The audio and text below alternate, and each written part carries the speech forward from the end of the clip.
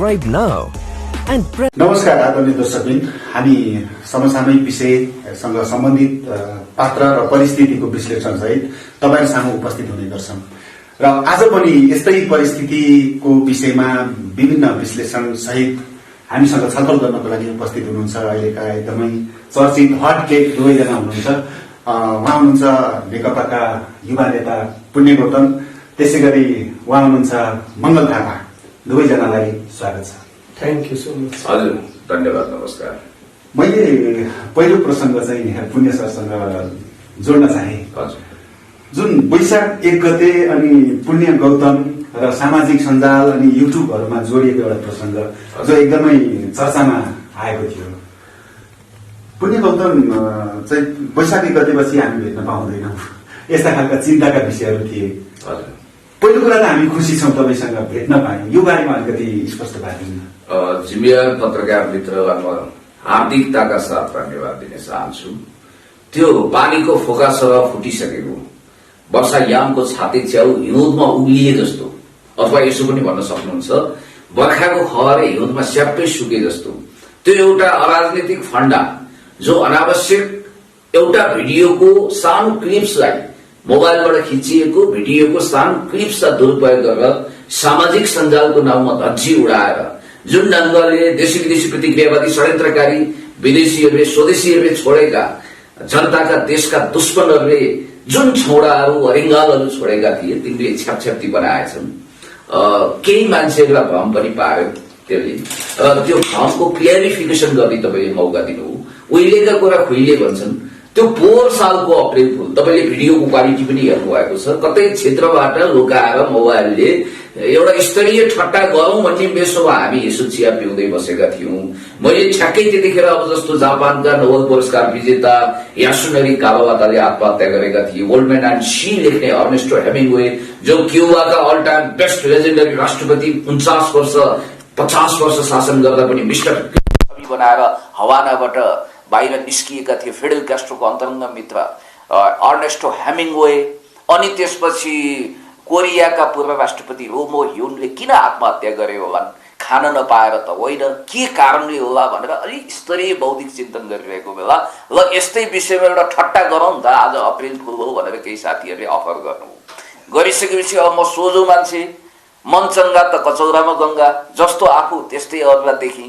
तर त्यो video footage कतैबाट खिचिएको रहेछ, लिक भयो, यति भाइरल भयो कि अब म त्यसको विषयमा स्पष्टीकरण दिन तयार छैन र सायद तपाईको यो मिडिया, जिम्मेवार मिडिया मार्फत मैले स्पष्टीकरण यदि यसलाई दिएको ठान्नुहुन्छ भने म यति कुरा भन्छु कि उहिलेका कुरा खुइले, त्यो फजुल कुरा हो, त्यो एउटा ठट्टा हो। त्यसलाई त्यस रूपमा बिर्सिनको निम्ति म तपाईसँग अनुरोध गर्छु। आज हामी अब लकडाउन कोरोनाको अवधिमा छौं, वैशाखको अन्तिम सातामा छौं। त्यसकारणले गर्दाखेरि फिडेल क्यास्ट्रोकै एउटा अर्को भनाइ म तपाईलाई सापट गरेर भन्न चाहन्छु।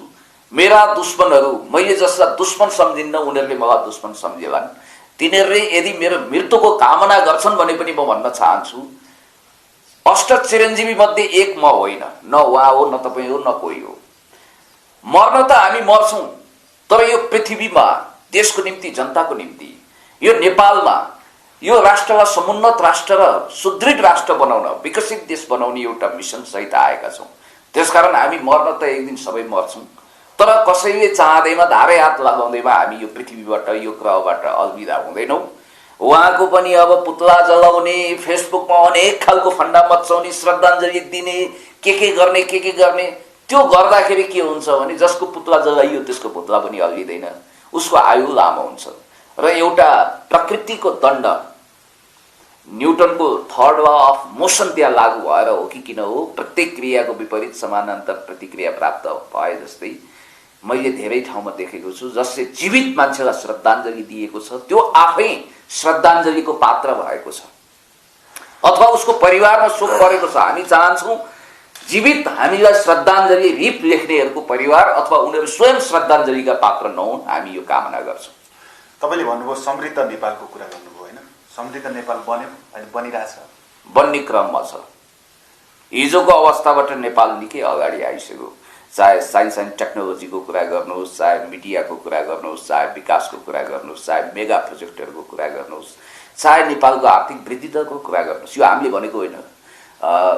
विश्व ब्याङ्कको प्रतिवेदन पछ्याउनुहोस्, केन्द्रीय तथ्याङ्क विभागको सूचनालाई अपडेट गर्नुहोस्। नेपालले कोरोनाभन्दा अगाडि 7.2% जीडीपी हासिल गरेको छ, ग्रस डेभलपमेन्ट प्रोडक्ट, जसलाई कुल राष्ट्र उत्पादन वृद्धि दर भन्छ, त्यति हासिल गरेका छौँ हामीले, वृद्धि दर हासिल गरेका छौँ। Trans Himalayan multi dimensional connectivity नेटवर्कको नेपाल हिस्सा भएको छ, बेल्ट एन्ड रोड इनिसिएटिभको हिस्सा भइसकेपछि हामी संसारको विकास र समृद्धिसँग आन्द्रा गाँच्न सक्षम भएका छौँ। असंलग्न परराष्ट्र नीति र पञ्चशीलताको मान्यतालाई स्थापित गरेर विश्व मञ्चमा, संयुक्त राष्ट्रसङ्घदेखि हरेक मञ्चमा हामी गौरवका साथ उभिन सकेका छौँ।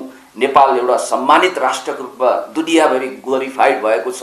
चिल्ला चिल्ला सडकहरू बनेका छन्, कलङ्कीदेखि कोटेश्वरसम्मको हेर्नुहोस्, यो चक्रपथ सडक हेर्न सक्नुहुन्छ, जसको ऐनामा तपाईँले आफ्नो अनुहार पनि हेर्न सक्नुहुन्छ, त्यति चिल्लो सभ्य भव्य छ। मेगा प्रोजेक्टहरू बनेका छन्, हाइड्रो प्रोजेक्टहरू धेरै विकसित भएका छन्। यही देशभक्त वामपन्थी सरकारले कुलमान घिसिङ जस्तो सुयोग्य प्रशासकको पुरा क्षमता दोहन गरेर देशलाई लोड सेडिङ मुक्त बनाएको छ। कुनै राजा महाराजा, कुनै मण्डली, कुनै नेपाली काङ्ग्रेसका मान्छेले त्यो गरेको होइन। त्यति मात्रै होइन, म तपाईँलाई भन्न चाहन्छु, अहिले नेपालमा निजगढ काठमाडौँ फास्ट ट्र्याक लगायत, निजगढको एयरपोर्ट लगायत 20औँवटा राष्ट्रिय अन्तर्राष्ट्रिय गौरवका आयोजनाहरू भव्यताका साथ अगाडि बढिरहेका छन्। गरिबीको रेखाबाट माथि उठ्नको निम्ति अथक प्रयत्न गरिरहेका जनताहरू तङ्ग्रिएका छन्। अहिले जस्तो केही मान्छेले जनतालाई भ्रमित पारेका छन्, विदेशमा जानु अपराध जस्तो, कम्पिटेन्ट मेन पावर संसारभरि यो ग्लोबल भिलेज जस्तो दुनियाँ भइसक्यो। अमेरिकाको मान्छे इन्डियामा श्रम गर्न आउँछ, इन्डियाको मान्छे अमेरिका जान्छ, चाइनाको मान्छे विश्वभर छरिएका छन्। नेपाली चाहिँ नेपालमै भेडा बाख्रा भएर यहीँ बसेर खुम्चिएर पिञ्जडाको सुवा भएर बस्नुपर्छ, यो जरुरी छैन। हो, देशमा औद्योगिकरण भइसकेपछि सबै मान्छेलाई यहीँ रोजगार प्राप्त हुन्छ भन्ने मान्यता त हामी राख्छौँ। तर अब अलिकति सुयोग्य मेन पावर युरोप अमेरिका जाला, अलिक कम पढ लेखेको, अलिकति शारीरिक श्रम गर्नुपर्ने मान्छेहरू खाडी मुलुक जालान्। यो त हाम्रो सौभाग्य हो। यही सरकारको कारण, यही देशभक्त समाजवादी सरकारको कारण संसारभरि मान्छेहरूले श्रम गर्न सकिरहेका छन्। यही मल्टिपार्टी डेमोक्रेटिक सिस्टम, यही गणतन्त्रको देन हो त्यो। तर त्यो कुरालाई कन्डेम गरेर विदेशमा नेपाली जाने हो भनेर एक खालको खोक्रो देशभक्तिको एउटा लट्टाइबाट चुडिएको चङ्गा उडाइँदैछ, नजाने त्यो कहाँ पुग्ने हो। मङ्गल थापाजी, प्रधानमन्त्री केपी शर्मा ओलीले भन्नुभएको छ कि विदेशमा कोही जानु पर्दैन, विदेशमा भएकालाई हामी फिर्ता ल्याउने हो। उहाँले भन्नुभयो चाहिँ एउटा पिञ्जडाको सुगा बनेर बस्नु जरुरी छैन। तपाईँ के भन्नुहुन्छ? म तपाईँको क्वेसनलाई सम्मान गर्न चाहन्छु। पक्कै पनि केपी शर्मा ओलीज्यूले, सम्माननीय प्रधानमन्त्रीज्यूले जुन खालको नेपाली जनताको उन्नति, नेपाल देशको चाहिँ प्रगति चाहनुहुन्छ, पक्कै पनि यो गणतन्त्रको पक्षमा छ, लोकतन्त्रको पक्षमा छ। उहाँले चाहिँ अब भनेका चाहिँ स्टेटमेन्ट्सहरूलाई हामीले चाहिँ मनन गरेर, एनालिसिस गरेर मुलुकको चाहिँ हितमा उहाँको चाहिँ भनाइ छ होइन, उहाँको चाहिँ काम कारबाही उहाँको मुलुकको जनताको लागि छ।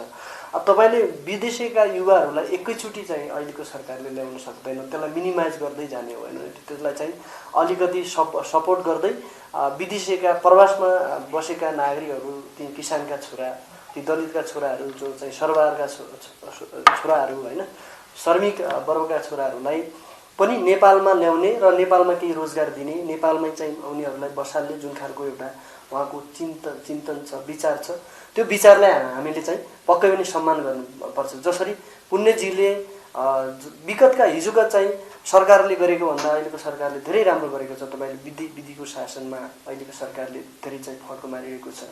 ह्युमन डेभलपमेन्ट इन्डेक्सका कुराहरूमा अहिलेको सरकार अगाडि बढेको छ होइन। तपाईँ डेमोक्रेसी कुरामा हिजोको प्रजातन्त्रभन्दा अहिलेको चाहिँ प्रजातन्त्र बलियो भएको छ, चाहे त्यो के अरे राजनीतिक क्षेत्रमा हो, चाहे त्यो आर्थिक क्षेत्रमा हो, चाहे त्यो विकासको क्षेत्रमा हो, चाहे त्यो रोडको क्षेत्रमा, हरेक क्षेत्रमा चाहिँ अहिलेको सरकार अग्रसर छ र आगामी दिनमा नेकपाकै नेतृत्वमा त्यसको जसले केपी शर्मा ओलीज्यूले गर्नुभएको छ उहाँकै नेतृत्वमा 5 वर्ष देश कायापलट हुन सक्छ। किनभने हामीले अहिले देशको चाहिँ समसामयिक राजनीतिको विषयमा हामी बहस र डायलग डिबेट गर्ने भने हिजोको चाहिँ सिस्टमभन्दा अहिलेको सिस्टम चाहिँ अहिलेको सरकारले चाहिँ प्रभावी ढङ्गले अलिकति बढाएर मुलुकको जनताको हितमा काम गरेको छ। तपाईँले लकडाउन सँगसँगै जसरी नेपालमा कोरोना भाइरस अब कोभिड-19ले गर्दा विश्व तरसित बनाएको बेला, आक्रान्त बनाएको बेला आज चाहिँ अमेरिका, चाइना जस्ता, जापान, इटालीका जस्ता एउटा शक्तिशाली राष्ट्रहरूको चाहिँ नागरिकले कयौँको चाहिँ मृत्यु भइसकेको छ भने, तर नेपालमा चाहिँ कोरोना भाइरसबाट एकजनाको पनि मानिसहरूको, एउटा युवाको पनि, एउटा किसानका छोराको पनि मृत्यु भएको छैन। हामीले अहिलेको सरकारको सफलताको एउटा ऐतिहासिक सफलता हो। यो सफलतालाई हामीले के गर्नुपर्छ? प्रशंसा गर्नुपर्छ। अब तपाईँले हेर्नुहोस्, अहिलेकै चाहिँ यातायात मन्त्री वसन्त नेमाङले काठमाडौँ भ्यालीका रोडहरूलाई होइन एना जस्तै चाहिँ चम्काइरहेका छन्। यो कुरा पनि हामीले हेर्नु जरुरी छ के। म अरू कुरा के भन्न चाहन्छु भने जसिलो पछिल्लो समयमा सामाजिक विकृतिका नायकी होइन, जस्तो मङ्गलजी सम्माननीय प्रधानमन्त्रीज्यूले आफ्नो सारा सम्पत्ति राष्ट्रको नाउँमा समर्पण गर्नुपर्छ। राष्ट्रको नाउँमा म चाहिँ समर्पण गर्छु, सम्मेसित गर्छु। मैले राष्ट्रलाई अब मैले मेरो राजनीति चरित्र सबै चाहिँ सङ्घर्ष चाहिँ म नेपाली जनता र नेपालको देशको स्वाधीनताको चाहिँ इमेजलाई चाहिँ रेकग्निसन जुन छ त्यसलाई चाहिँ माथि उठाउने जुन खालको प्रयत्न, कुन कमिटमेन्ट, जुन प्रतिबद्धता गरेको छ, पक्कै पनि यो सङ्घीय लोकतान्त्रिक गणतन्त्र नेपालको पक्षमा छ। अहिलेको सरकारले सङ्घीय लोकतान्त्रिक गणतन्त्रलाई कार्यान्वयन गरेको छ। हरेक चाहिँ निकायमा कर्मचारीहरू समायोजन गरेको छ होइन। सिंहदरबारको अधिकारहरू गाउँ गाउँमा पुगेको छ। हिजो चाहिँ राजा हुँदा, महाराजा हुँदा होइन, एउटा किसानको छोरीले होइन चाहिँ उच्च शिक्षा पढ्न पाउने जुन खालको एउटा वातावरण थिएन, आज त्यो वातावरण पाएको छु। तर विकासका सिद्धान्तहरू नबुझेका, पञ्चशीलका सिद्धान्तहरू नबुझेका साथीहरूले विकास भन्नेको कुराहरू रातारात हो भन्ने जुन खालको चाहिँ हुनुपर्छ भन्ने जुन खालको चिन्ता छ, मानसिकता छ, त्यो सरासर गलत हो। किनभने development is a gradual process हो, यो बिस्तारै हुने चिज हो के सर। म के भन्छु भने पछिल्लो समयमा अहिले लाग्छ जो चाहिँ जसको चाहिँ योग्यता नै छैन, अब ऊ मान्छेले अहिलेको प्रधानमन्त्रीज्यूको के योग्यता अनरेसिलज्यू भनेर चाहिँ जुन खालको चाहिँ मैले कुरा प्रत्येक आरोप रहेको बेला होइन, उहाँ चाहिँ एउटा चाहिँ 2028 साल छैन झापाको म बोल्छु। अनि जुन खालका पछिल्ला समयमा सामाजिक अभियन्ता खाने, टोइलेटका संयोजक बन्ने होइन, कुनै एउटा 2-4वटा चाहिँ कार्यकर्ताको संयोजक बनेर यो देशको चाहिँ ठेक्का मलिन्छु भन्ने जुन खालको चाहिँ गलत भरम प्रचार नेपाली जनताको माझमा हामी जाउँदा होइन, त्यो विशेष हामी प्रसङ्गमा जाउँदा होइन, प्रसङ्ग हामी गर्न त्यो चर्चा गर्न जरुरी पनि छ। तपाईँले भन्नुभयो यातायात मन्त्री वसन्त कुमार नेमाङको कुरा गर्नुभयो, जस्तो पुण्य सरले भन्नुभयो कुलमान घिसिङको कुरा गर्नुभयो होइन, त्यस्ता व्यक्तिहरू पनि नेपालमा छन्, नेकपामा छन् होइन, नेकपामा छन्। अब कुलमान घिसिङलाई पनि नेकपामै छन् त नभनौँ। एउटा नेकपाको सरकारले अन्तर्गत नेकपाको सरकारले राम्रो चान्स दियो। जस्तो नेपाली काङ्ग्रेसको समथिङ एकजना मुकेश काफ्लेजी ल्यायो, उहाँले वास्तवमा इदम उदम भ्रष्टमको नीति लागू गरेर तबानी गर्नुभयो, 18 घण्टा लोड सेडिङ गर्नुभयो। कुलमान घिसिङ नामक हिरा कतै छ, किरा जस्तो भिल्लको देशमा मडी जस्तो लट्याइएको एउटा सुयोग्य प्रशासक छ भनेर हिराको परख गर्ने जुहरी जस्तै यो देशभक्त समाजवादी सरकारले चिनेर कुलमानजीलाई त्यो भूमिका दिएको हुनाले आज लोड सेडिङ मुक्त भएर बहुआयामिक विकास गर्दै हामी अगाडि बढेको। मैले भने अहिलेको सरकार होइन सुनको चाहिँ महल बन्ने होइन, अहिलेको सरकार भनेको सबैको मनको चाहिँ आकाश जस्तो एउटा तारा बनेर काम गर्छ। हामी सुनको कचौरामा भिख माग्दैन। त्यही अवस्थामा होइन, दुईजना व्यक्तिहरूको हामीले चर्चा गर्दै गर्दाखेरि पुण्य गौतम सरलाई मैले यो कुरा सोधेँ कि गोकुल बास्कोटा जस्ता मान्छेलाई संरक्षण गर्नु, भानुभक्त ढकालको जुन चर्चा आइराखेको छ कि औषधिमा भ्रष्टाचारको कुरा, त्यसलाई ढाकछोप गर्नु जरुरी छ। ढाकछोप जरुरी छैन सर। नेपालमा मैले के भने गोकुल बास्कोटा अडियो टेप मात्र बाहिर आएको, उहाँहरूले भ्रष्टाचार हेर्नुहोस् भ्रष्टाचार गरेको त्यो खालको प्रमाण छैन नि, कसैसँग छ? अडियो टेप आएको हो। उहाँले भ्रष्टाचारी ठहरियो भने नेपालमा संविधान छ भने मेकानिजमहरू छ होइन, सम्मानित अदालत छ होइन, कानुन छ, उहाँले त उहाँको अनुसन्धान गर्ने भने हामीले पनि गर्नुपर्छ त, नेपाली जनता गर्न पाउँछ। तर यद्यपि के अरे गोकुल बास्कोटा चाहिँ भ्रष्टाचारी हुन् भन्ने सन्दर्भमा हामीले त्यो किसिमको प्रमाण ल्यायो भने, त्यो किसिमको चाहिँ उहाँ भ्रष्टाचारी कानुनले गर्यो होइन, त्यो किसिमको उहाँले भ्रष्टाचारी प्रमाणित गर्यो भने उहाँलाई चाहिँ हामीले भ्रष्टाचारी भन्नु मिल्छ। तर अर्को कुरा तपाईँले भानुभक्त ढकालको कुरा जुन जोड्नु भयो नि, उहाँसँग अब उहाँ जो चाहिँ सरकारको चाहिँ हित नचाहने, नेकपाको प्रगति नचाहने नेकपाको सरकारको मार्फत चाहिँ मुलुकको समृद्धि उन्नति नचाहने केही प्रोपोगन्डावादी विज्ञानवादीहरूले गराएको आरोप यो चाहिँ अलोकतान्त्रिक छ, अराजकतावादी छ कि यही प्रश्नको जवाब म तपाईँलाई दिन चाहन्छु। मङ्गलजीले आफ्नो तरिकाले इन्टरप्रिटेसन गर्नुभयो। अब हेर्नुहोस्, यो देश विचित्रको छ। काहीँ नभएको जात्रा हाँडी गाउँमा लाग्छ। कहिलेकाहीँ यस्तो लाग्छ कि भदौ आइसक्यो मनोज गजमेल वा कसैको ठट्टा त होइन जस्तो लाग्ने पोस्टहरू पनि हामी पढ्न अभिशप्त हुन्छौँ। मैले तपाईँलाई एउटा कुरा स्पष्ट भनौँ, यो देशमा जाँड रक्सी चुरोट बिडी खैनी सुपारी पान गाँजा भाङ केही नखाने हामी जस्तै एउटा नैतिकवान मान्छे, जसरी मैले सम्माननीय प्रधानमन्त्रीज्यूले सारा आफ्नो सम्पत्ति राष्ट्रलाई समर्पण गर्छु भन्दा पनि त्यो कुरा प्रचारित भएन, फजुल कुराहरूले हाइलाइट पायो भनेर मैले भनिरहँदा म यहाँ सम्झिरहेको छु, जाँड रक्सी चुरोट बिडी खैनी सुपारी पान गाँजा भाङ केही नखाने सम्माननीय पूर्व प्रधानमन्त्री कमरेड माधव कुमार नेपाललाई होली वाइनको बात लगाइयो। अब तपाईँ कहाँ हुनुहुन्छ? कुइराको काग बनाइदिने। अनि त्यति मात्रै होइन, यहाँ अहिले गए नथु कहिले कुडा कर्कट झार भत्कर भएर दोस्रो जनआन्दोलन लोकतन्त्रले बढाएर वडा सदस्यमा जमानत जफत भएकाहरू अहिले देश चलाउँछौँ एक दिने अर्थमन्त्रीको हुङ्कार गरेका छन्, जसमा अर्थमन्त्री भनेको के हो, अर्थमन्त्रीले गर्ने काम के हो, त्यसको विषयमा फुट्टी फाङ केही थाहै छैन। कच्चा ज्ञानका पण्डित हुन पनि अयोग्य भएका मानिसहरू ठुला ठुला फिल्मी स्टाइलका बात बहादुरी गरेर मान्छेलाई हिप्नोटाइज गरेका छन्। यस विषयमा म पछि आउँला। जहाँसम्म मलाई लाग्छ, गोकुलजी स्वयंले भन्नुभएको छ, हाम्रो कुरा नगरौँ। एकर्डिङ टु गोकुलजी, उहाँले क्याबिनेट मिनिस्टरबाट राजीनामा दिइसकेपछि मलाई लाग्छ एउटा कुनै अनलाइनमा उहाँले कुरा गर्नुभएको थियो। उहाँले क्याटेगोरिकली स्पष्ट के भन्नुभएको छ भने, यदि म खुल्ला किताब जस्तो हुँ, म माथि छानबिन गरियोस्। म दुधले धोएको छैन, नुहाएको छैन भन्नुभएको छ उहाँले। र दोषी करार भएँ भने, दोषी साबित भएँ भने मलाई जुनसुकै सजाय दिए हुन्छ, तर मलाई विश्वास छ म निर्दोष छु। तपाईँलाई एउटा कुरा म भन्न चाहन्छु, आफै धामी आफै बोक्सी जस्तो नीति लिनु हुँदैन। यहाँ ताकपरे तिवारी नत्र गोतामे टाइपका मान्छेहरू छन्। र अर्को कुरो, त्यो अडियो टेप बाहिर आयो। म भन्छु, यदि उहाँले बोलेको हो भने उहाँले कन्फेसन्स गर्नुपर्छ। मान्छे हो, जिन्दगीमा भुल हुन सक्छ। हामी सबै दुधले नुहाएका छैनौँ, 24 क्यारेटको सुन जस्ता छैनौँ, हिरामा हिरा कोइनुर हिरा जस्ता छैनौँ, कहिले खिया नलाग्ने स्टेनलेस स्टिल जस्ता अथवा गङ्गाजी नुहाएर आएका मान्छे होइनौँ। कमी कमजोरी हामी हर कसैबाट हुन सक्छ। लेनिनले त्यत्तिकै मलाई देवता नबनाओ, म भौतिकवादी हुँ भनेर भन्नुभएको छैन। त्यसकारण अर्को कुरा के छ भने, अब कुन कसीमा तपाईँ घोट्नुहुन्छ क्या? तपाईँ कसरी कुरा गरिरहनु भएको छ, कुन इन्टेन्सनले यो कुरा ल्याउनु भएको छ? र नेकपा सरकारको एउटा खास विशेषता फेरि के हो भने, जब रङ्गीन मिजाजको बात लाग्यो, कृष्ण बहादुर महराजीलाई विदिन 1 आवर दुवै अध्यक्षले भेटेर तपाईँ राजीनामा दिनुहोस् भनिसकेपछि उहाँले थपक्क राजीनामा दिनुभयो। साथीहरू, इतिहास नभुल्नुहोस्। श्रीभद्र शर्माको एउटा आर्टिकल मैले पढेको छु। बीपी कालीन पुरानो महामन्त्री, जो पञ्चायत कालमा मन्त्री पनि हुनुभयो क्या अरे, कृष्णप्रसाद भट्टराईजी मोस्ट इलिजिबल ब्याचलर, पछिसम्म पनि विवाह गर्नु भएन, आफ्नो आदर्श मूल्य मान्यताको निम्ति कल आउनु भएको छ। केही कुरा प्याराडक्सियल भए पनि उहाँ एउटा महान डेमोक्रेटिक लिडरको रूपमा हामी अप्रिसिएट गर्छौँ, खास गरी गणेशमान बीपी र किशनजीलाई। किशनजीको जीवनमा एउटा अनर्थ भएछ। उहाँले लेखे अनुसार, श्रीभद्र शर्माजीले लेखे अनुसार एउटा संस्मरण मसँग अहिले पनि छ त्यो किताब। किशनजीको बारेमा तत्कालीन गृहमन्त्री सूर्य प्रसादजीले बीपीलाई फोन गर्नुभयो।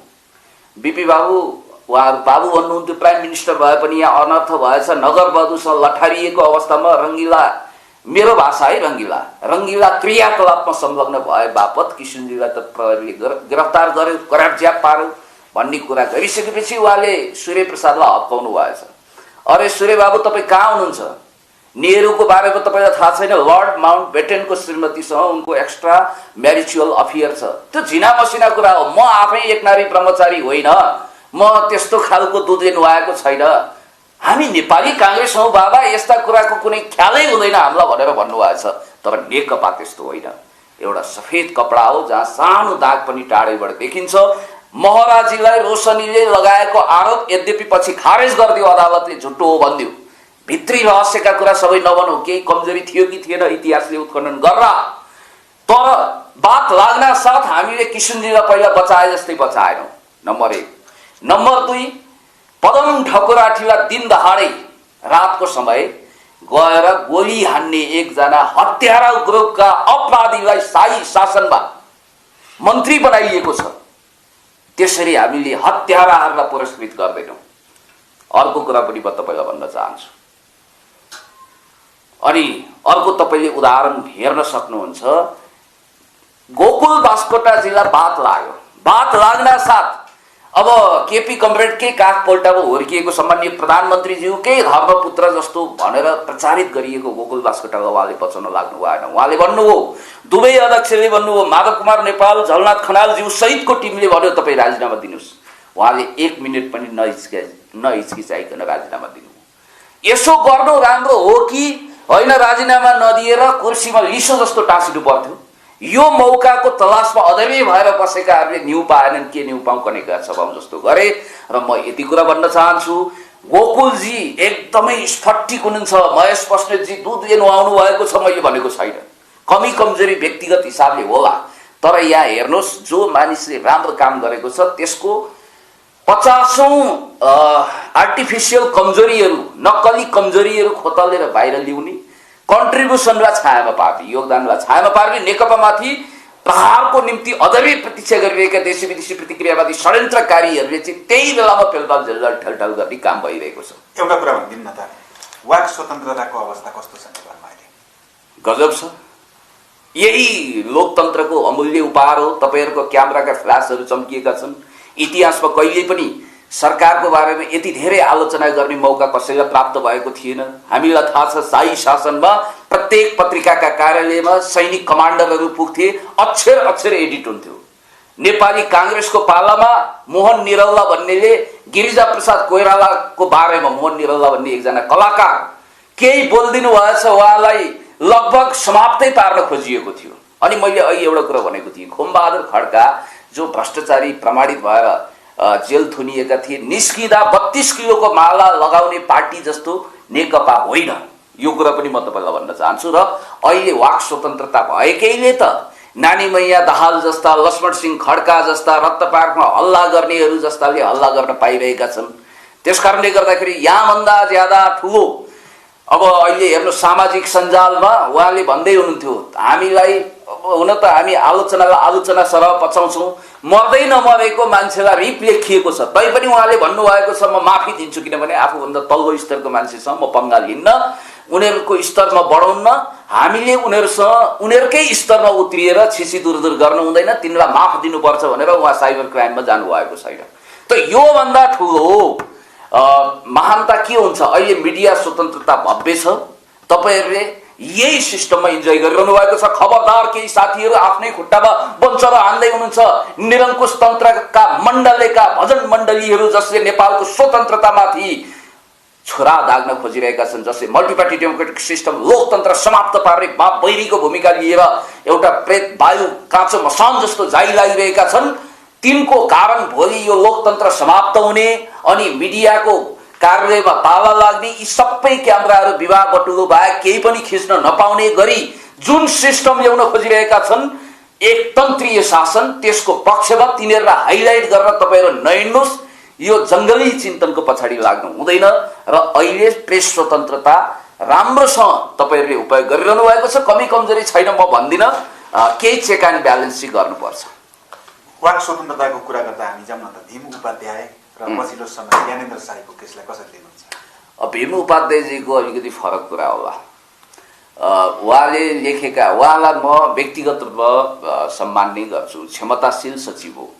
उहाँले एन्टी करप्सन मुभमेन्ट म छेड्छु भनेर कमिटमेन्ट पनि गरेको जस्तो देखियो। अलिकति व्यक्तिगत रूपमा आफ्ना स्वभावहरू हुन्छन्, मिठाई र कुटाई खाने आफ्ना स्वभाव जन्ने कारणले पनि हुन्छन्। भावनामा आएर, आवेगमा आएर कहिलेकाहीँ आफूले लेखेका बोलेका कुराहरूले गर्दा आफैले दुःख पाउने परिस्थिति पनि बन्छ। तर मेरो इन्डिभिजुअल विचार भन्नुहुन्छ भने भीम उपाध्यायजीलाई गिरफ्तार नगरेको भए हुन्थ्यो, मेरो इन्डिभिजुअल ओपिनियन। अब नजाने थाहा छैन कुन कुन कारणले उहाँलाई गिरफ्तार गरियो, के गरियो, उहाँ छुट्नुभयो। त्यसकारण यसलाई तिल्ला पहाड बनाए जस्तो, चिया कपमा तुफान उठाए जस्तो नउठाउँ। जहाँसम्म ज्ञानेन्द्र शाहीजीको विषय हो, अहिले कोरोना लकडाउनको बेलामा उहाँले इमोसनल ब्ल्याकमेलिङ गरेर राहत बाँडेको बेला उहाँलाई समाएर बेकारमा अनावश्यक कुनै आरोपै नलगाइकन 2-4 दिन थुनिएर अनावश्यक रूपमा जिरोलाई हिरो बनाउने काम भयो।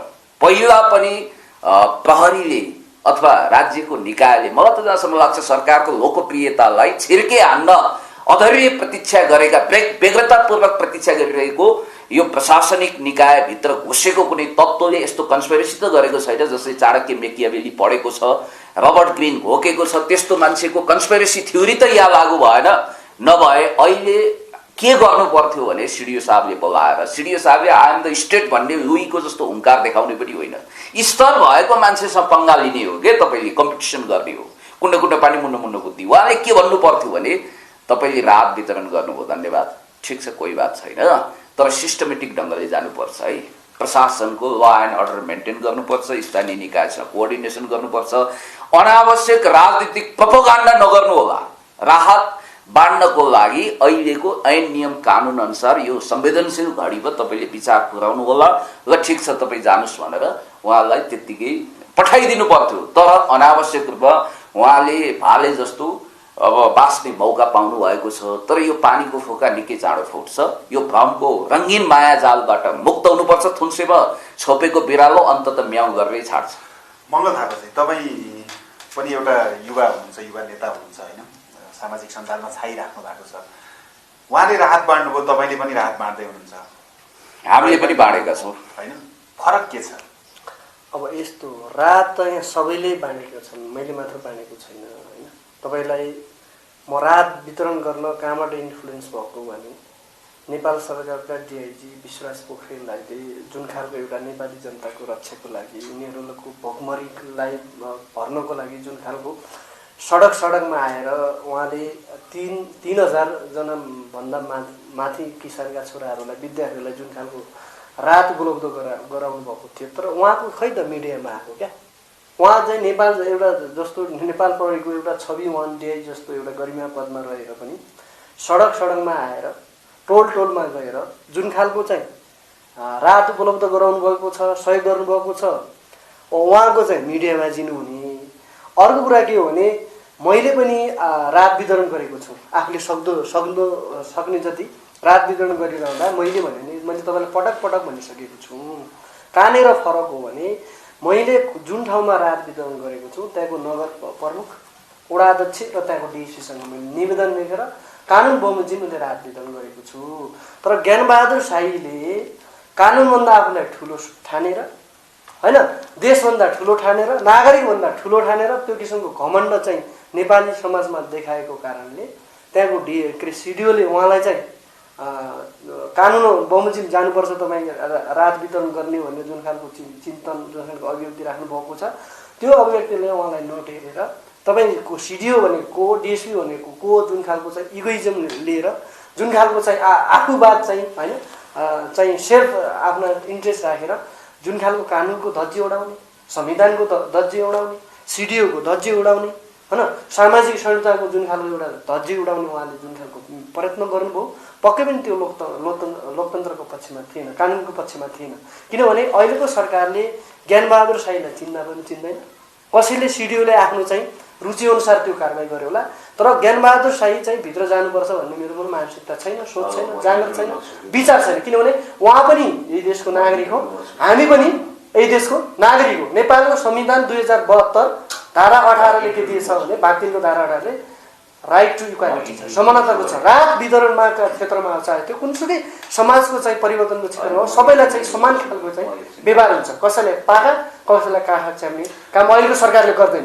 किनभने हामी निस्वार्थ तरिकाले नितान्त चाहिँ समाज सेवामा लाग्ने हो। हामी समाज रूपान्तरणका लागि उहाँ पनि लाग्नु भएको छ, म पनि लागेको छु, ज्ञानबहादुर शाही जस्तो मान्छे मात्र लागेको छैन।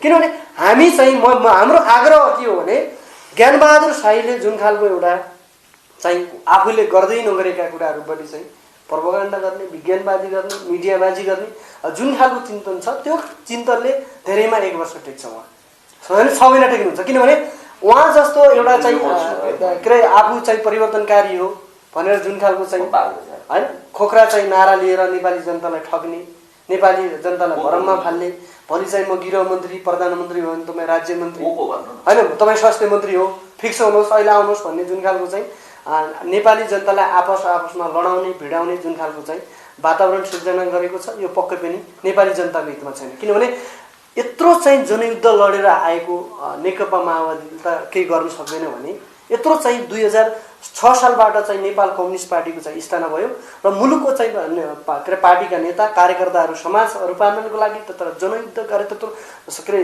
अरे राणा शासन विरुद्धले पञ्चायत विरुद्ध लडे होइन, त्यत्रो संविधान राजा कालले त अहिले हामीले चाहे अनुसारको सोचे अनुसारको चाहिँ प्रगति भएको छैन भने एउटा चाहिँ जुम्लामा हुर्केको एउटा आफ्नो रोयल शाही ठान्छ जो आफैमा मुसो छ, राउटी छ, त्यस्ता साथीहरूले यो देशको परिवर्तनको लागि र समृद्धिको लागि केही पनि गर्न सक्दैन। एउटा माखा पनि मार्न सक्दैन क्या त्यसको चाहिँ विचार र त्यसको नियत र बरु रको एजेन्ट होला, रले चाहिँ जतिसम्म पैसा दिन्छ त्यहाँसम्म उसको चाहिँ ठुलो खोका राष्ट्रपति आउँछ अथवा फुरफुर गर्छ। जब रले चाहिँ उसले चाहिँ के अरे बाटो चाहिँ बन्द गरिदिन्छ त्यो दिनदेखि ज्ञानेन्द्र शाही नेपालको राजनीतिबाट नेपालको समाजबाट पतन हुनेछ। यो कुरामा तपाईँ क्लियर हुनुहुन्छ। तपाईँ बारम्बार व्यक्तिगत रूपमा पनि उहाँलाई चाहिँ अब विभिन्न खालका पदवीहरू दिएर गाली गर्नुहुन्छ होइन, उहाँको चाहिँ उहाँको एजुकेसनको बारेमा तपाईँ प्रश्न उठाउनुहुन्छ, भाँडा माझ्ने मान्छे भन्नुहुन्छ, कतै उहाँले फेरि मान्छेहरूलाई चाहिँ भिडभाड जम्मा गरेर हिँडिराखेको देखिन्छ। त्यो लोकप्रियताबाट तर त्यो लोकप्रियता होइन सर। उहाँ चाहिँ म उहाँको विषयमा ज्ञानेन्द्र शाहीको विषय ज्ञानबहादुर शाहीको विषयमा म कुनै पनि असमृद्धि र अविकास चाहने मान्छे होइन। उहाँ यो देशको चाहिँ मुलुकको राष्ट्रपति बनोस्, मेरो शुभकामना हुन्छ। तर के भने कुरो कहाँनिर भने जो चाहिँ मान्छेले आफै अन्डर एसएलसी फेल छ, लोकली डकुमेन्ट छ, त्यही मान्छेले केपी शर्मा ओलीलाई चाहिँ अन्डर एसएलसी भन्ने त्यो सान्दर्भिक हुन्छ। मैले चाहिँ कसैले चाहिँ म अन्डर एसएलसी छु, मैले कसैलाई तपाईँ अन्डर एसएलसी हो भनेर मिडियाजी गरेको कतिको सान्दर्भिक हुन्छ। जो मान्छे सिए पढेको छैन, चार्टर एकाउन्ट पढेको छैन होइन, सिएको चाहिँ के अरे फुल फर्म छैन, त्यही मान्छे चाहिँ के हुन्छ चार्टर एकाउन्ट भन्छु भन्छ। जो मान्छे 40 र 30 कति हुन्छ भन्ने थाहा छैन, त्यही मान्छे के भन्छ हिसाब किताब गणितीय हिसाब गर्छ। जो मान्छेलाई नलेजै थाहा छ हुनुपर्ने 70 हो होइन, तर भन्छन् 60 भन्छन् के। यस्ता पछि लाग्यो भने के भिडियो छ, हामीसँग प्रमाण छ। मेरो उहाँको केही पनि छैन। जसरी उहाँले हेर्नुहोस्, म उहाँको कुनै पनि विरोधी होइन। मैले उहाँलाई सुझाव सल्लाह दिन्छु कि तपाईँको नियत तपाईँको व्यवहार चेन्ज भयो भने अनि मात्र उहाँको प्रगति हुनसक्छ। मैले उहाँलाई गाली गरेकै छैन के सर। उहाँको विचार, उहाँको जुन चाहिँ प्रेजेन्टेसन छ अहिलेको सरकारलाई, अस्ति के सम्माननीय प्रधानमन्त्री भनेको त सबैको प्रधानमन्त्री, मेरो मात्र प्रधानमन्त्री हो र तिनको र नेपालीको नागरिक प्रधान हो, किनभने उहाँ जनताबाट चुनेर आएको मान्छे होइन भने। अनि अस्ति के को विषयमा आफ्नै आमा काट्यो, अति छाडा शब्द बनेर हुन्छ। त्यो छाडा तन्त्रबाट चाहिँ गाडी भएको मान्छे धेरै टिक्दैन सर। पुण्य गौतम सर, अब जहाँ एजुकेसनकै कुरो आइराखेको छ प्रश्न, अब ज्ञानेन्द्र शाहीले भनेका छन् प्रधानमन्त्री केपी शर्मा ओली एसएलसी पास होइन, म सिए हो, सिए पढेको मान्छे हो होइन। उहाँले बारम्बार भन्नुहुन्छ, आफ्नो फेसबुकमा पनि उहाँले आफ्नो एजुकेसनलाई उल्लेख गर्नुभएको छ होइन। तपाईँ के भन्नुहुन्छ, यो ज्ञानेन्द्र शाही त्यो अवस्थासम्म कसरी पुगे जब केपी ओलीको चाहिँ शैक्षिक योग्यतामा प्रश्न उठाउँछन् र केपी ओलीको शिक्षाको विषयमा के हो तपाईँले बुझेको र ज्ञानेन्द्र शाही के हो? होइन, मैले ओशो रजनीशले जस्तो अतिवादी जिकिर गर्न सक्दिनँ। ओशो रजनीशले थर्ड वर्ल्ड कन्ट्रीमा पार्लियामेन्टेरियन हुन, सांसद हुनको लागि स्नातक अर्थात् बिए, बिएससी, बिकम, बिबिएस जे भन्नुहोस् त्यो लेभल चाहिन्छ। किनभने फाइल डकुमेन्टहरू अध्ययन गर्नुपर्छ, अङ्ग्रेजीमा लेखिएका हुन्छन्। त्यसकारण त्योभन्दा कम योग्यताका मान्छेहरू सांसद बन्नु हुँदैन भनेर दार्शनिक दुनियाँमा तहल्का मच्चाएका ओशो रजनीशले भन्नुभएको थियो। मन्त्री हुनको लागि उहाँले क्वालिफिकेसन स्नातकोत्तर अर्थात् एमए, एमएससी, एमएड त्यही लेभल मान्नुहोस् न, त्यो चाहिन्छ भन्नुभएको थियो।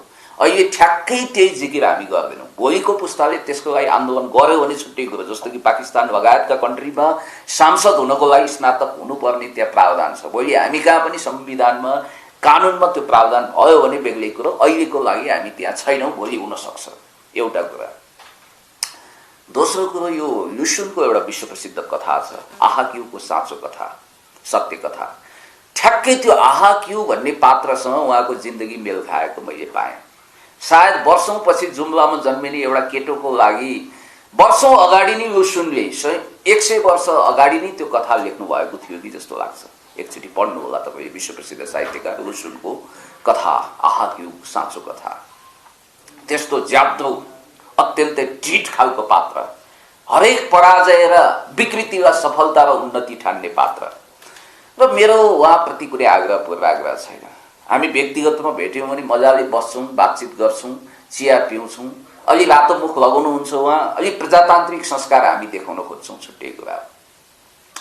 उहाँको व्यक्तिगत हित उहाँले पनि चाहनुहुन्छ, मैले पनि चाहन्छु।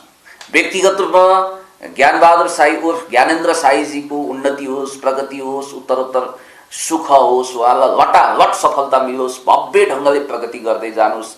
अहिले 2-3टा गाडी चढ्नु भएको छ, आफ्नो पौरखले 10वटा गाडी चढ्नुहोस्, अहिले एउटा महल 2टा महलमा बस्नु भएको होला, 5वटा महल जोड्नुहोस्, शुभकामना दिन्छौँ।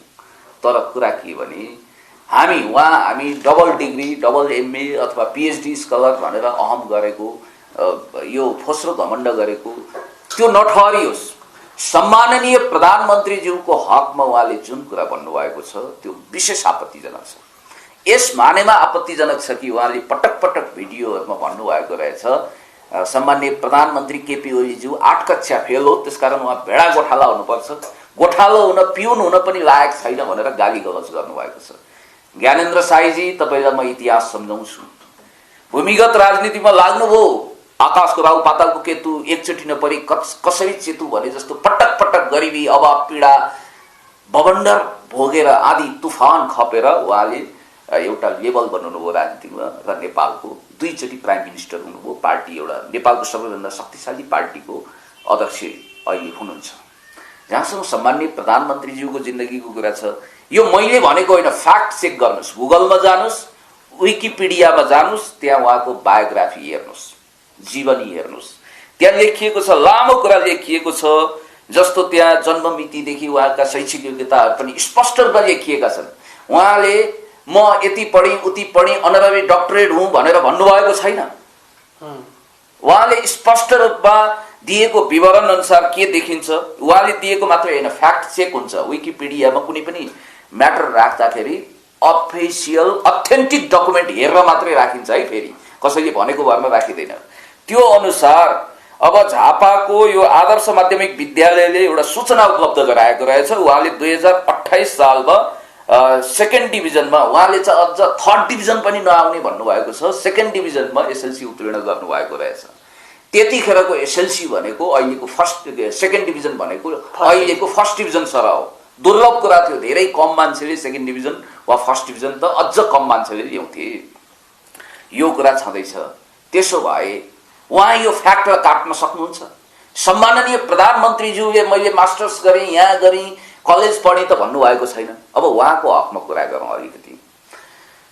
पहिलो कुरो त उहाँले कमरेड प्रचण्डको नाम पुष्पकमल दाहाल हो इनफ्याक्ट, तर किन प्रचण्ड राख्नुभयो? म त्यसै गरी ज्ञानबहादुर साईले ज्ञानेन्द्र साई राखेँ भनेर अनिरा सोबीले व्यक्ति पार्दा जवाफ दिनुभएको छ। ज्ञानेन्द्र साईजी, तपाईँलाई म प्रचलित नामबाटै पुकार्छु, ठिक छ, तपाईँ ज्ञानबहादुर साई उर्फ ज्ञानेन्द्र साई हुनुहुन्छ। के तपाईँको त्यस्तो बाध्यता थियो तपाईँले निक नेम राख्नुपर्ने? तपाईँ जनयुद्धमा जानुभएको थियो, निक नेम राख्नुपर्ने बाध्यता हुन्छ। कम्युनिस्टभित्र आवश्यकता र बाध्यताको आधारमा मेरो पनि निक नेम विश्वास होला, आयाम होला, छुट्टै कुरा। म पनि जनयुद्धमा सामेल थिएँ। यसरी तपाईँ कुनै जनयुद्ध लडेको होइन, कुनै भूमिगत मुभमेन्टमा नगएको हुनाले तपाईँ जे नाम हो त्यसबाट चिनिन रुचाउनु भएन। पूर्व राजाको झल्को आउने गरी तपाईँले आफ्नो नाम ज्ञानेन्द्र साई राख्नुभयो, एउटा कुरा यो। दोस्रो कुरो, त्यहाँतिरको लोकल लेभलका साथीहरूले रिसर्च गर्नुभएछ, अनि त्यो रिसर्चको आधारमा अनिरा सुब्बाका भाइ केटाहरूले तपाईँलाई प्रश्न सोध्नुभयो। तपाईँलाई त्यहाँ प्रश्न उहाँले के सोध्नु भएको छ भने, आजभन्दा 7 महिना अगाडि पुल्चोकको पत्रकार सम्मेलनमा तपाईँको नाम लगायतका धेरै कुरामा तपाईँलाई सोधिएको छ। तपाईँले त्यो स्वीकार्नुभयो, हो म ज्ञानबहादुर साई भन्नुभयो, तपाईँलाई धन्यवाद छ।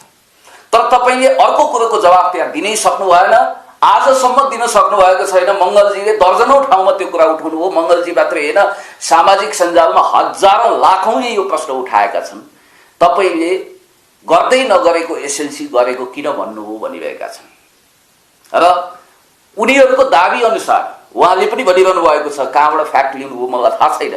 उनीहरूको दाबी अनुसार उहाँले जुम्लामा एसएलसी दिँदा पास हुन सक्नु भएन र मान्छेहरूको दाबी अनुसार उहाँले कृत्य नक्कली चोरीको सर्टिफिकेट लिनु भएको छ र उहाँले पढ्दै नपढेको सीए पढी भन्नुभएको छ। त्यहाँ उहाँले भन्नुभएको छ आइसिआईमा मैले पढेको भन्नुभएको छ, जबकि उहाँको हामीले फेसबुक प्रोफाइल हेर्दा के देख्छौँ भने आइसिआईए एआईमा पढेको भनेर त्यहाँ देखाउँछ इन्स्टिट्युट अफ चार्टर अकाउन्टेन्सी म पढेको भन्ने देखाउँछ। तर उहाँले त्यहाँ पढ्नु भएको हो त? अब तपाईँ फ्याक्ट चेक गर्नुहोस्, त्यसको वेबसाइटमा जानुहोस्, त्यहाँबाट मान्छेहरूले सूचना लिइसके। जसरी राहुल गान्धीले पनि इन्डियामा फ्रड गरेको कुरा स्वामी सुब्रमण्यमले भनिसकेपछि उनी कहिल्यै बोलेनन्, त्यस विषयमा स्पष्टीकरण दिन लागेनन्। उनी तैचुप मैचुप भए बोलबोल माछा मुखभरि पानी भयो। उनले यो उसमा पढेको भनेका रहेछन् अक्सफोर्डमा। वास्तवमा इनफ्याक्ट उनी अक्सफोर्डमा यसो हल्लिन गएका रहेछन्, पढ्न त गएका रहेछन्। त्योसम्म हो कि चार्टर अकाउन्टेन्सी पढाउने चार्टर अकाउन्टेन्सी इन्स्टिट्युसनमा उनी गएका हुन् कि त्यो हेर्न गएका हुन् कि अगाडि फोटो खिचेका हुन् कि थाहा छैन।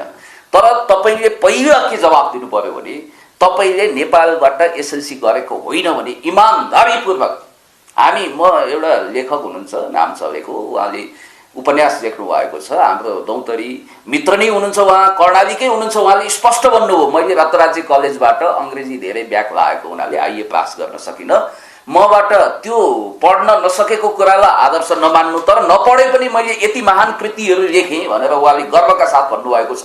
तपाईँले भन्नु पर्थ्यो यदि तपाईँले एसएलसी गर्नुभएको छैन भने मैले एसएलसी नगरेर के भयो, मबाट पढ्नु हुँदैन भन्ने शिक्षा चाहिँ नलिनु लम्फुदास होइन्छ। तर नपढेर पनि मान्छेले यति गर्न सक्छ भन्ने उदाहरण चाहिँ म स्वयं हो भनेको भए तपाईँलाई क्या बात स्याबास भन्थ्यौँ। तपाईँले अर्को कुरा के छ भने हो मलाई अपमान नगर, म कुनै राजा महाराजाको सन्तान होइन, म राउटे साई हुँ। यदि तपाईँलाई कतिले राउटे साई भनिरहनु भएको छ, उहाँले पनि भन्नुभयो यदि उहाँको ठाउँमा भइदिएको भए म खुलेआम भन्थेँ म राउटे साई हुँ। जातीय हिसाबले विभेद गर्ने हामीलाई गर्व छ। त्यो भनेको भए तपाईँलाई राज्यले पनि विशेष सुविधा दिन सक्थ्यो, इन्टरनेसनली पनि तपाईँ एउटा सीमान्तकृत जातिको भनेर तपाईँलाई सम्मान हुन सक्थ्यो। तपाईँलाई रोयल भन्ने सौख भयो, म त राजा महाराजाको सन्तान भनेर तपाईँले धन्दा सेठ जस्तो जगर सेठ जस्तो गडगडाएर जवाफ दिनुभयो। यो कुराको पनि सत्यापन फ्याक्ट चेक हुन्छ। अर्को कुरा छ जस्तो उहाँ फ्याङ्लो झोला बोकेर रित्तो झोला बोकेर जुम्लाबाट झर्नु, तर उहाँ भन्नुहुन्छ साथीहरूले सूचना तथ्य त्यही ठाउँको उहाँको हितेरी मितेरी दौतरी आफन्तले भनेअनुसार उहाँ एकदम गाली गलौजमा महारत हासिल गरेको, उहाँले त्यहाँबाट एसएलसी पास गर्न नसकिसकेपछि उहाँ काठमाडौँ आउनुभयो, इन्डिया जानुभयो। अनि उहाँले यो बिचमा एकदम सुविधा सम्पन्न गाडी चढ्नुहुन्छ, सोफिस्टिकेटेड महलमा बस्नुहुन्छ, त्यसको रहस्य मान्छेले खोजिरहेका छन्। अर्को कुरा के छ भने उहाँको राजनीतिक पृष्ठभूमि रहस्यमय भयो क्या। नयाँ शक्तिको कुनै आधिकारिक नेताले मलाई दिएको जानकारी अनुसार उहाँले ईश्वरलाई हेरेर डाक्टर बाबुराम भट्टराईलाई तुमेव माताश्च पिता तुमेव सर्वम मम देव देव भनेर बाबा की दुवाई माई बाप तपाईँहरू नै नेता हो, म नयाँ शक्तिको कार्यकर्ता बन्छु भनेर जुम्ला जानुभयो। बिचैमा नेपाली काङ्ग्रेस बनिदिनु भयो, कहिले कम्युनिस्ट कहिले यता ओल्ला घरको नरे पल्ला घरमा सरे ताकपरे तिवारी नत्र गोतामे जता काफल पाक्छ त्यतै चरी नाच्छ टाइपले वा लकिरको फकिर हुनुभयो। हामी त चाहन्छौँ ज्ञानेन्द्र साईजी रविजी जस्ता मान्छे भोलि नेकपालाई भोट हाल्न आउनुहोस्, त्यसको लागि हामी राम्रो काम गरेर देखाउँछौँ, तपाईँहरूलाई हामी छिछि दूर गर्दैनौँ। तपाईँले स्पेसली ज्ञानेन्द्रजी म तपाईँलाई भन्न चाहन्छु अर्को कुरा छ, अब उहाँ कहिले पर्मानेन्ट इन्स्टिट्युसन हुनुपर्छ भनेर एउटा स्थायी संस्थाको पक्षमा हामी छौँ भनेर राजतन्त्रको वकालत गर्नुहुन्छ। कहिलेकाहीँ यी मरिसकेका सडिसकेका यी सतीदेवी लास भइसकेको राजतन्त्रको सिनु अब हामीलाई काम छैन भनेर दन्दनाएर भाषण गर्नुहुन्छ। यसको रहस्य के हो? अर्को कुरा म पोलिटिकली जान चाहन्छु। जतिखेर सुर्खेतमा भिडन्त भयो, महेन्द्र बहादुर साईजीलाई मैले दुधले नुहाएको गङ्गाजी नुहाएर आएको वाह क्या बात भनेको छैन, कमी कमजोरी हाम्रो जस्तै उहाँको पनि केही होला। तर एज अ मुख्यमन्त्री उहाँको एकताका सबैभन्दा ठुलो टार्गेटमा महेन्द्र बहादुर साईजी हुनुहुन्थ्यो। किन रे भने यस कारण कि बेल्ट एन्ड रोड इनिसिएटिभमा महेन्द्र बहादुर साईको सरकारले मुख्यमन्त्रीको हैसियतले त्यहाँ ठुला अस्पताल बनाउनको लागि विकास गर्नको लागि रोडहरू ल्याउनको लागि चाइनासँग समझदारी गर्यो र भारतीय संस्थापनले चाइनासँग भएको त्यो सम्झौता फुटेको आँखाले पनि देख्न सकेन, खास गरी अमेरिकन र भारतीयहरूले। र सी जिनपिङ त्यस कारण उहाँ अरिङ्गाल जस्तो भएर महेन्द्र बहादुर साईमाथि ज्ञानेन्द्रजी खनिनु हो भन्ने कुरा आएको छ। इतिहास यसको पनि दुधको दुध पानीको पानी छुट्याउने गरी न्यायिक राजहंस भएर समीक्षा गर्दा छानबिन गर्दा तथ्य आउला। अर्को कुरा म तपाईँलाई भन्न चाहन्छु, महामहिम चिनिया राष्ट्रपति सी जिनपिङ आउँदा सायद त्यो हामीले स्क्रिनसट राखेका छौँ, उहाँले एउटा स्ट्याटस लेख्नुभयो, सायद उहाँले भिडियो लाइभ पनि गर्नुभएको छ। चिनिया राष्ट्रपतिले जुन नेपाललाई सहयोग दिने कुरा छ त्यो लिनु हुँदैन भनेर कन्डेम गर्नुभएको छ। हामी कलिका छरेको कुरामा सन्तुष्ट हुने भनेर हाम्रो महान मित्र राष्ट्र चीन र महामहिम राष्ट्रपतिलाई होच्याएको कुरा पनि हामीले बोलेका छैनौँ। अर्को कुरा म तपाईँलाई भन्न चाहन्छु, उहाँ नेपालको लागि नेपाली अभियानमा हुनुहुन्थ्यो। अब कहाँ कतिवटा घाटको पानी खानुभयो, कतिवटा कराईको तिउन चाख्नुभयो, हामीलाई थाहा छैन कुन कुन घाटको पानी खानुभयो, कहाँ हुर्किनुभयो, आउनुभयो, त्यसको रहस्य सत्यापन पुष्टि होला, रहस्य भेदन होला। उहाँ नेपालको लागि नेपालीमा कुनै सैद्धान्तिक वैचारिक विभेद भएर निस्किनु भएको होइन। 29,000 तलब उहाँलाई दिएको भनेर थुप्रै अभियन्ता केएन बस्यालजी लगायतले भन्नुभएको छ। उहाँले मौनम स्वीकृति लक्षणम टाइपले मौन रूपमा त्यसलाई स्वीकार्नु भएको छ। र उहाँ हिजो सुरेन्द्र भण्डारीजीको विषयमा मैले धेरै ठाउँमा भनेको छु, वर्ल्ड भिजन इन्टरनेसनल, अनि त्यसपछि त्यो क्रिस्चियन मिसनरीको सबभन्दा ठुलो संस्था हो, त्यसको उहाँ कन्ट्री कन्सल्टेन्ट। त्यति मात्रै होइन, एसिया फाउन्डेसन र एक्सन एड नेपालको पनि उहाँ कन्ट्री कन्सल्टेन्ट। सबैलाई थाहा छ उहाँको अमेरिकन इस्टाब्लिसमेन्टसँग अनन्य सम्बन्ध गाँसिएको छ भन्नेहरूले उहाँलाई पनि आरोप लगाए। उहाँले सर्टिफिकेट देखाउन सक्नु भएको छैन, उहाँको पनि पिएचडी फेक हो, नक्कली हो भनेका छन्। यद्यपि उहाँले त्यस विषयमा के भन्नु होला उहाँको कुरा हो। उहाँ जस्तो एउटा ब्रान्डेड राजावादी, अर्का उहाँभन्दा पनि राजाभन्दा पनि चर्का राजावादी बालकृष्ण नेउपानेसँग उहाँको चोचो मोचो मिलेको मात्रै होइन, एउटै सङ्गठनमा बस्नुभयो र उहाँले नेपालमा राजा महाराजाहरूको स्तुति गाउँदै हिँड्नुभयो, लोकतन्त्रलाई सत्तो सराप गर्नुभयो। पछि उहाँ गणतन्त्रको पक्षमा आए जस्तो गर्नुभयो। हामीले पनि स्याबास क्याबात धन्यवाद भन्यौँ। अब पिद बिनाको लोटा जस्तो नगर्नुहोस्, वैचारिक रूपमा कन्सिस्टेन्सी देखाउनुहोस्, तपाईँ गणतन्त्रको पक्षमा उभिनुहोस्, हामीले भनेकै हो। तर आजकल फेरि धर्म लिएर अनेक कुरा गर्नुभएको छ। फलाना कहाँ मरी, तिलाना कहाँ मरी, हाम्रो श्रद्धेय अध्यक्ष कमरेड प्रचण्डको छोरीको नाम लिएर उहाँले जुन ढङ्गले गाली गलौज गर्नुभएको छ, सभ्य समाजलाई पटक्कै नसुहाउने अश्लील वितण्डवादी फोहोरी गाली गलौज गर्नुभएको छ र अहिले सारा सामाजिक सञ्जाल विकृतिमय भएको छ। यसकारण कि जस्तो गुरु त्यस्तै चेला, तपाईँलाई थाहा छ सङ्गत गुनाको फल। उहाँलाई एकलव्यले भक्ति गरे जस्तै उहाँलाई भक्ति गर्नेहरूले उहाँलाई शिरफुल बनाएका छन्। आज आफ्नो बाउ उमेरको मान्छेलाई तँ तिमी भनेका छन्।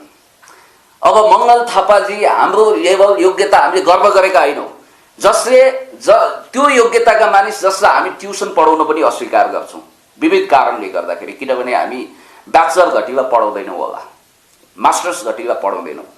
ती भाइ केटा साथीभाइहरू जो हाम्रो ट्युसनको निम्ति पनि लायक छैनन् भने तिनले हामीलाई तत्तर मम गरेर मुख छाडिरहेका छन्। यो संस्कार कसले सिकायो? तिनै मान्छे जसले नाकको डाँडी भाग्छु भनेर स्कुलिङ दिए, तिनै मान्छे जसले ठुलालाई आदर कदर गर्नुपर्छ, सानालाई माया गर्नुपर्छ भन्ने माया प्रेम करुणा सद्भाव विश्वास आदि इत्यादिको संस्कारलाई भत्काए, तिनै मान्छे जसले घृणा फैलाए, तिनै मान्छे जसले नेपाललाई द्वन्द्वको परेड ग्राउन्ड बनाएर हुटु र तुर्सी जुदाएर 10औं लाख कत्याम जसरी रुवान्डामा गरियो, पल कागमेले अहिले समृद्धि र विकासको दिशामा राष्ट्रपतिले त्यो देशलाई लानुभएको छ। यद्यपि हिजो 1994 कालीन रुवान्डामा नेपाललाई फेर्नको लागि जसले खेलोमेलो गरिरहेको छ, जसले विदेशीहरूको सीता खाएर उसैको गीता गाएको छ, तिनै मान्छेहरूले नेपाललाई असभ्य गाली गलौज युक्त संस्कार दिएको उत्तौला मान्छेहरूले भडिभराउ बनाइदिएको छ। त्यस्तो हुन हामी दिँदैनौँ। र अन्तिममा म तपाईँलाई भन्न चाहन्छु एउटै कुरो, त्यो के भने उहाँहरूले पत्थरले हाने पनि हामी फुलले हान्छौँ।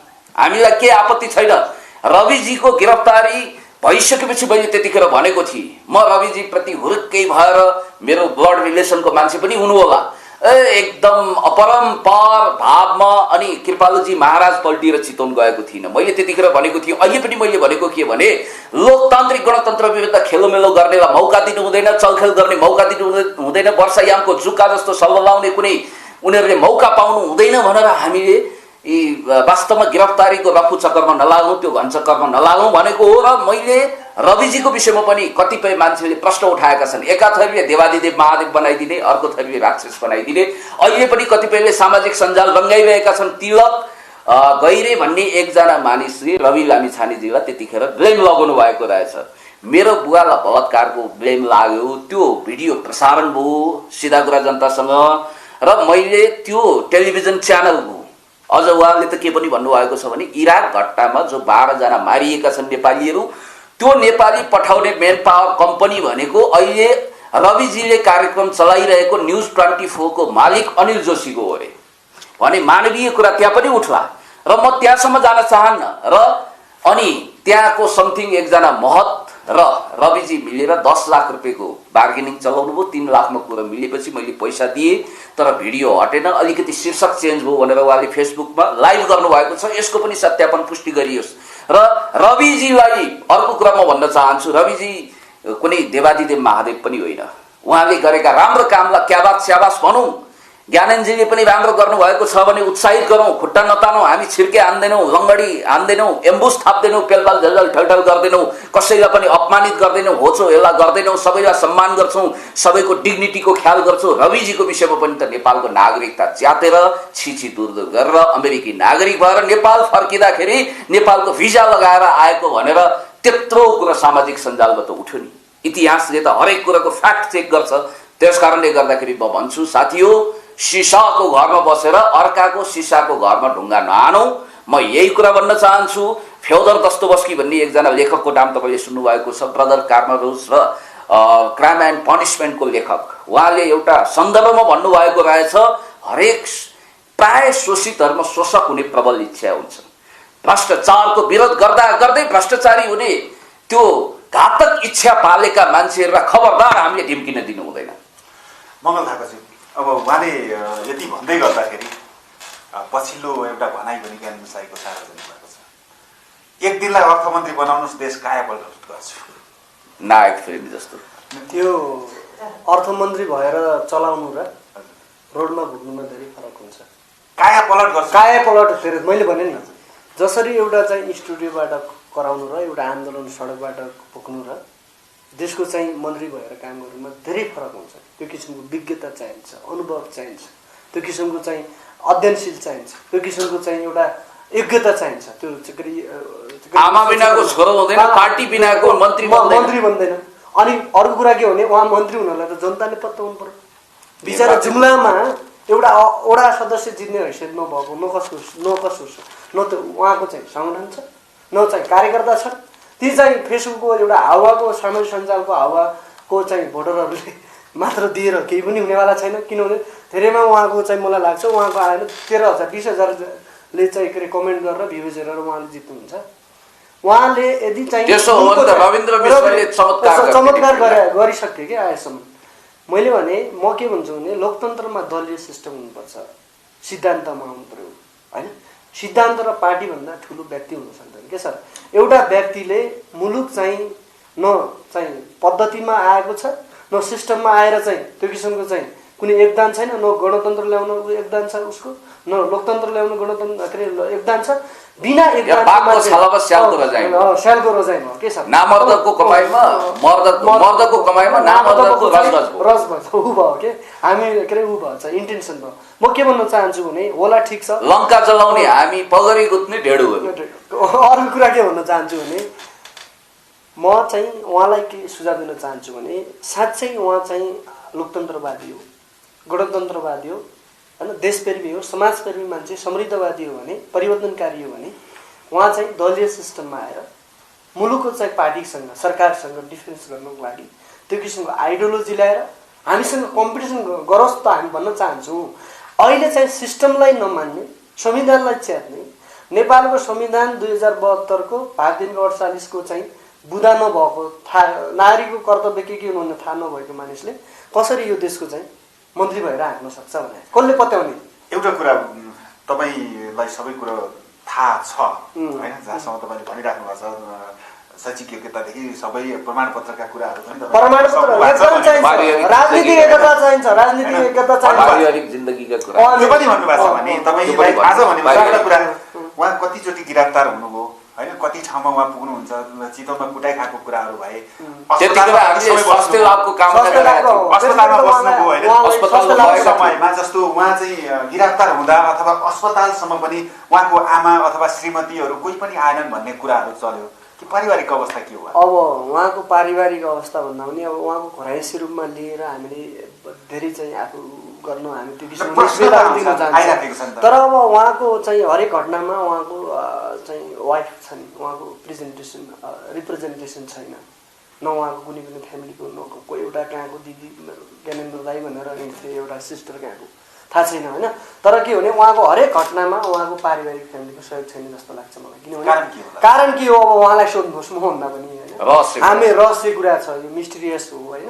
अब उहाँको फ्यामिलीलाई लिएर हामीले राजनीति गिरफ्तार हुँदा कि त आमा आउनुहुन्छ कि श्रीमती त्यो अब त्यो विषयमा भएको छ, श्रीमती किन आइनन् भन्ने त्यो कुरा भन्ने सन्दर्भमा अब हामीले भन्दा पनि उहाँको चाहिँ फ्यान फलोइङले सोध्ने कुरा यो कुराहरू हामीले धेरै राजनीति उहाँको श्रीमती हामीले चाहिँ धेरै कुरा राजनीति गर्नुहुन्न। किनभने हाम्रो के हो भने उहाँको फ्यामिलीको कति भएपछि हामी लागेर यो मुलुकको समस्याको समाधान, हामी त एउटा पार्टीको चाहिँ र महान यो अभियानमा हिँडेको छौँ, देशलाई समृद्धिको बाटो होइन उन्नतिको बाटोमा त्यो खालको चाहिँ हामी अभियानमा लागेको छौँ। कतिपय मान्छेहरूले भनेका छन् होइन, हामीले सामाजिक सञ्जालमा मिश्रित प्रतिक्रियाहरू आउँछन्, उहाँको मल्टी रिलेसनका कुराहरू पनि आउँछन् होइन, यो बारेमा केही थाहा छ तपाईँ? उहाँलाई सोध्नुहोस् न। हाम्रो होइन मलाई पनि केही थाहा छैन। बजारमा अनेक रङ्गीन हल्लाहरू चल्छन्, यस विषयमा मैले व्यक्तिगत टिका टिप्पणी गर्दिनँ। उहाँको व्यक्तिगत रूपमा हित होस्, उहाँलाई गजबको प्रगति मिलोस्, सफलता मिलोस् र अन्तत उहाँ नेकपा म राजनीति गर्दिनँ भनेर रविजीले उहाँले भन्नुभएको छ। हामी त चाहन्छौँ नेकपाको सरकारसँग हातमा हात काँधमा काँध मिलाएर अहिले उहाँहरू नहिँडे पनि, खुनखुत्रो उतारे पनि, बर्चेट गरे पनि, रातो मुख लगाए पनि यो व्यवस्थाको विरुद्ध जानुहुन्न र अन्तत अर्को चुनावसम्म उहाँ नेकपाको भोटर हुनुहुनेछ उहाँहरू, हामीले आशा गरेका। एउटा अन्तिम एउटा यही विषयमै होइन, उहाँ चाहिँ एउटा सानो झोला बोकेर आएको मान्छे भनेर कुरा गर्दै गर्दाखेरि अहिले चाहिँ धेरैवटा गाडी अब बङ्गलाको मालिक हुनुभयो, तपाईँको शब्दमा भन्दा उहाँको रङ्गिला लाइफ छ भन्ने कुराहरू पनि आउँछन्, यो बारेमा भनिदिनु। अब त्यस्तो मान्छे कसरी गाडी बङ्गलाको धनी बन्नुभयो?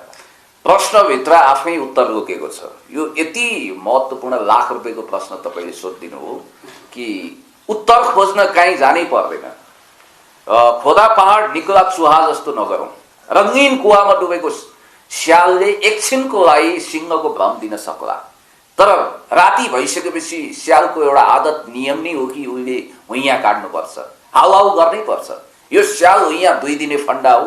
म यति भन्न चाहन्छु कि व्यक्तिगत रूपमा ज्ञानबहादुर साई उर्फ ज्ञानेन्द्र साईजीको लटावट प्रगति होस्, उहाँको जीवन सुखमय होस् र बरु उहाँले बिना कुनै हिंताबोध कन्फेसन्स गरिदिए हुन्थ्यो र उहाँ पढ्न चाहनुहुन्छ। यदि उहाँको एसएलसी टुटेको छ भने कोही बात छैन। करिश्मा मानन्दरले कति 8-9 कक्षा जोइन गरेर अहिले उहाँभन्दा जेठो नै हुनुहुन्छ, 42-44 वर्षको हुनुभयो। उहाँ पनि अब मैले सुनेसम्म त खगेन्द्र हमालजी भन्ने एकजना पत्रकार हुनुहुन्छ, उहाँको सालो अहिले 34 वर्षको पुग्नुभयो अरे। हो 34 वर्षको उहाँको सालोसँगै जाँच दिएको, अझ उहाँको सालोको दाबी अनुसार उहाँको सालोभन्दा पनि 1-2 वर्ष सिनियर उमेर छ अरे उहाँको भन्नाले 36-37 कति भयो। यसो मुख हेर्दा पनि अनुहार भनेको हृदयको ऐना हो, शरीरको ऐना हो। यसो हेर्दा हामीले पनि उहाँलाई 36-37 कै देख्छौँ होइन। यदि यो उमेरमा पनि उहाँलाई पढाइ जोड्ने मन छ भने विदाउट हेजिटेसन उहाँले स्कुलले जीवन सुरु गरे हुन्छ, एसएलसी दिए हुन्छ र उहाँलाई हामी उत्तरोत्तर सफलताको कामना गर्छौँ र उहाँको प्रमाणपत्रको यदि कुण्ठा छ भने उहाँले स्कुल जीवन जोइन गरे हुन्छ। दुवैजनालाई धन्यवाद यति समय दिनुभयो। Thank you so much. तपाईँलाई पनि धेरै धेरै धन्यवाद। सुन्नेला सुनको माला, भन्नेला फुलको माला यो भिडियो युट्युबमा सर्च गर्न साथ आइजाला, तपाईँहरूको भिडियो ट्रेन्डिङमा पनि छाइजाला, यही भन्न चाहन्छु। व्यक्तिगत रूपमा पनि क्यामेराम्यान साथी लगायत प्रस्तुता मित्र तपाईँलाई पनि धेरै धेरै धन्यवाद दिन चाहन्छु। Thank you. Subscribe now and press